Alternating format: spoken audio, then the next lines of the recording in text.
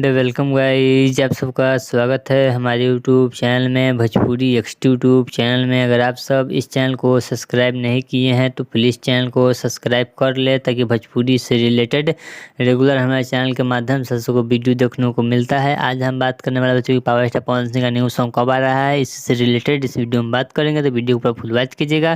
भोजपुरी के power star Pawan Singh का fan है, चैनल सब्सक्राइब कीजिएगा। बात करते हैं पावर स्टार पवन सिंह, तो भोजपुरी पावर स्टार पवन सिंह का बहुत जल्द आप सबके बीच गाना आने वाला है, जो हमारे डिस्प्ले पर चल रहा है। फोटो वहाँ पे देख सकते हैं, पावर स्टार पवन सिंह और प्रियांशु सिंह और कई सारे आदमी है जो न्यू फोटो पवन सिंह है। फोटो काफ़ी तेजी से वायरल है, यह शूटिंग टाइम का फोटो है।